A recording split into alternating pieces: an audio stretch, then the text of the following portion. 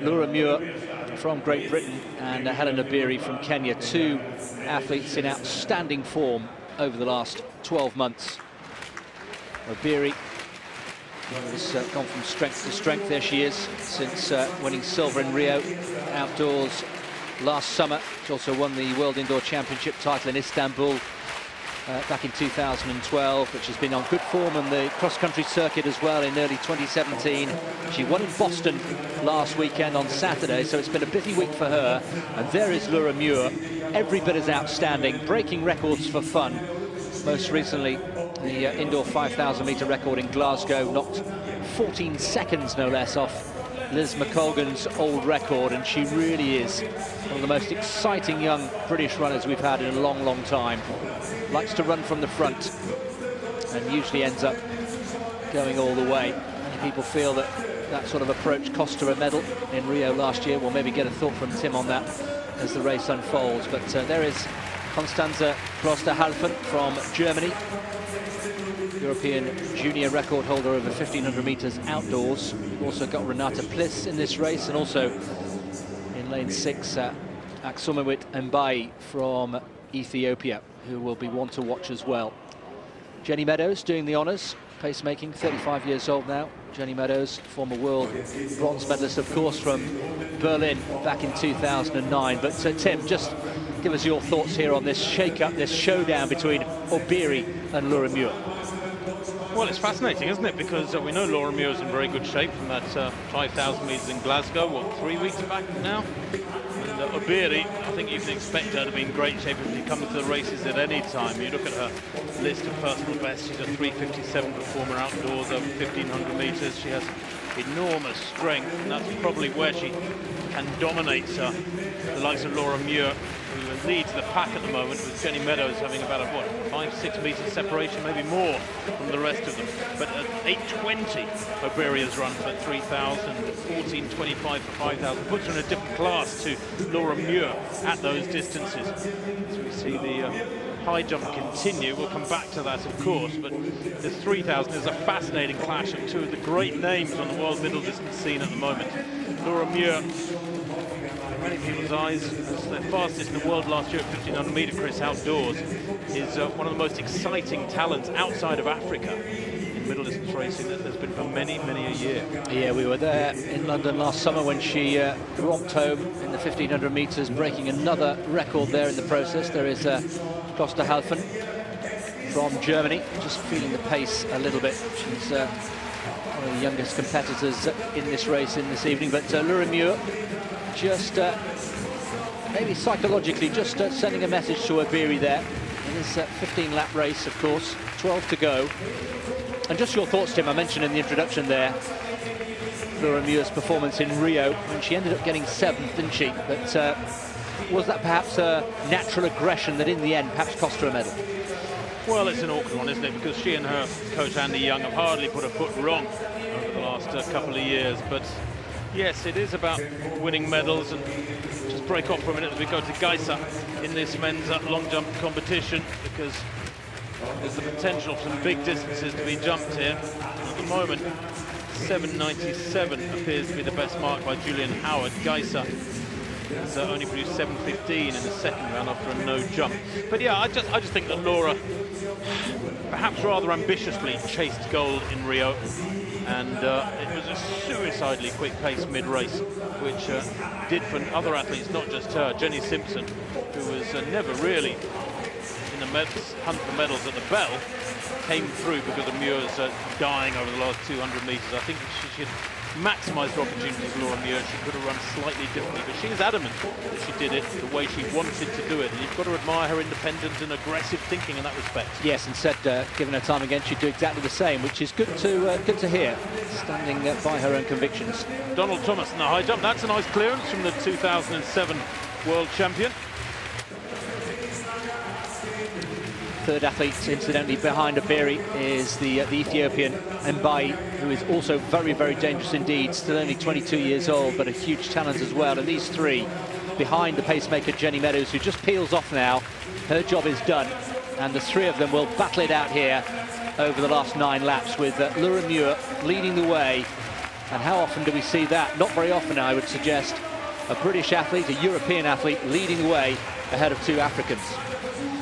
Well, it'll be interesting to see what they hit 1,500 metres in the halfway point in this 3,000 metres.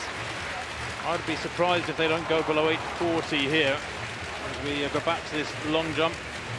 And of course, not only Geiser but Mokoena, a very, very special long jumper with that left hand gloved, as is his one.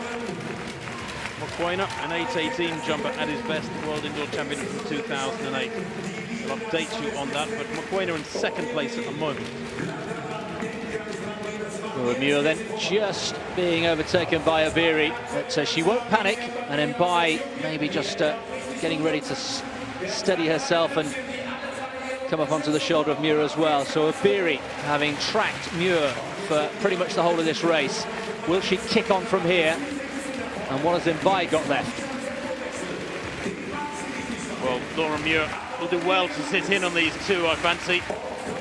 She's been training down in South Africa, we understand.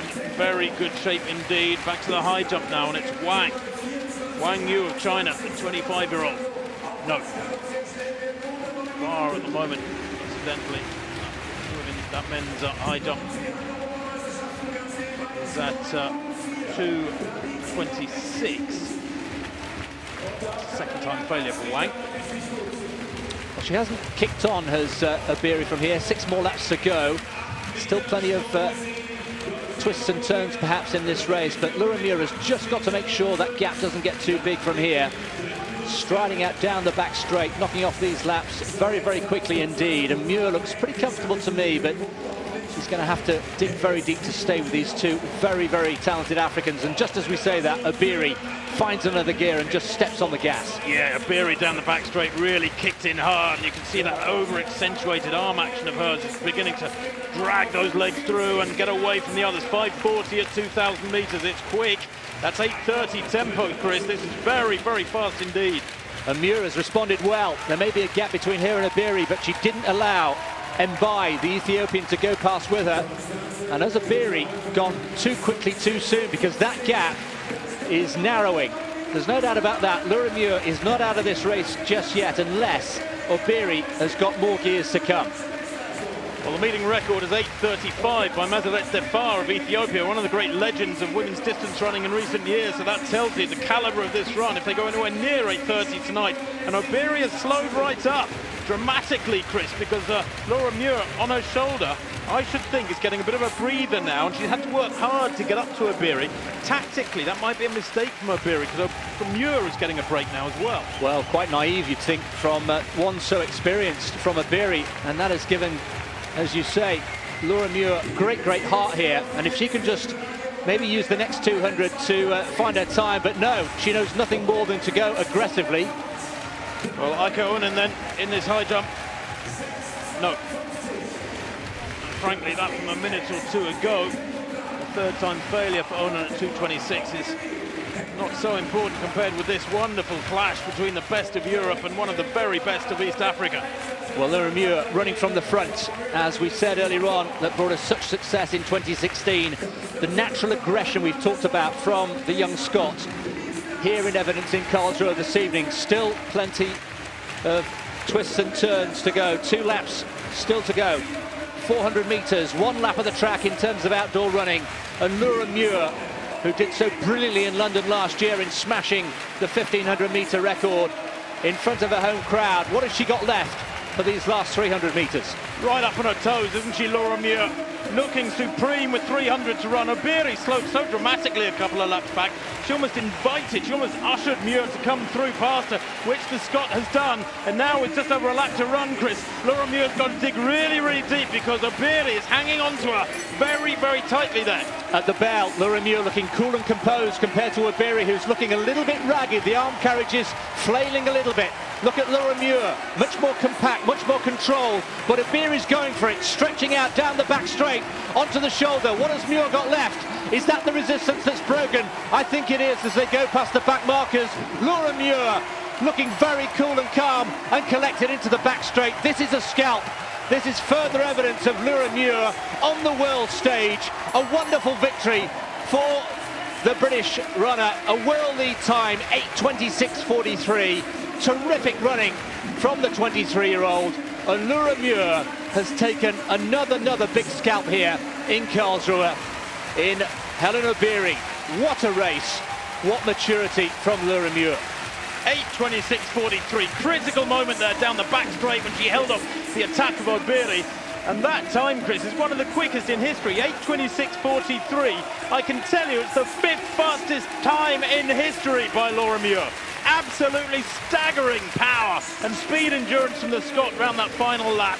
Brilliant hold of the likes of O'Beary. You were right though, O'Beary's arms were flailing, she looked untidy, she looked under pressure, but even then she had the speed to attack, the aggression to attack.